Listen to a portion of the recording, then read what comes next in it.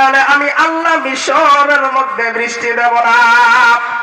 পয়গম্বর মুসা ঘোষণা করে দিল, কে আছো জানাকার, উঠে যাও, উঠে যাও। তুমি যদি না উঠো আল্লাহ পাক দোয়া কবুল করবেন না, মিশরের মধ্যে বৃষ্টি দেবেন না।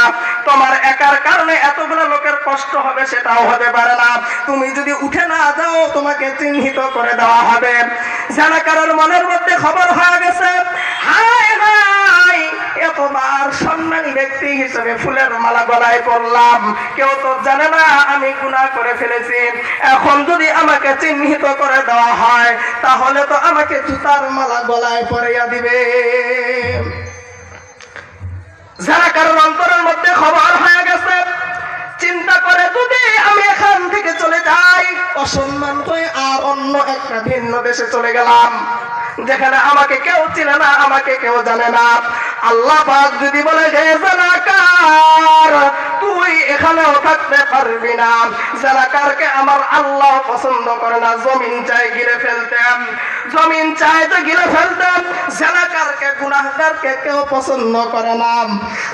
এবার জানাকার চিন্তা করে, গুনাহ যেহেতু করেই ফেলেছি, শেষ একবার চেষ্টা করে দেই মালিকের কাছে, দেখি কোনো উপায় হয় কিনা। আল্লাহর সাথে কানেকশন লাগাই দিছে। বাবাজিরা আমার দুটি পায়ে হাত দিয়ে বলি, ও যুবক ভাই, কত গুনাহের কাজে লিপ্ত হইলা, এখনো কি তোমার হুঁশ হয় না? রাস্তাঘাটে তোমার সামনে দেখা যায় কত যুবক বিয়ে করে নাই, টকটকা যুবক রোড অ্যাক্সিডেন্টে আল্লাহর ডাকে সাড়া দিয়ে চলে গেছে। এখন পর্যন্ত তোমার হুঁশ হয় না। তুমি বলো, তোমাকে যদি বলা হয় ভাই নামাজ পড়ো না কেন, তুমি বলো যে হুজুর নামাজ পড়বো, বিয়ের পর বৃদ্ধ হয়ে নামাজ পড়বে। ও যুবক ভাই, যুবককে তো সবাই পছন্দ করে, শুধু তাই না, আমার আল্লাহ যুবক বয়সী আমলকে বেশি পছন্দ করে। জানাকার আল্লাহর সাথে কানেকশন লাগাই দিছে।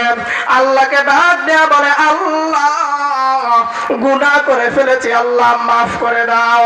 আল্লাহ পাক রব্বুল আলামিন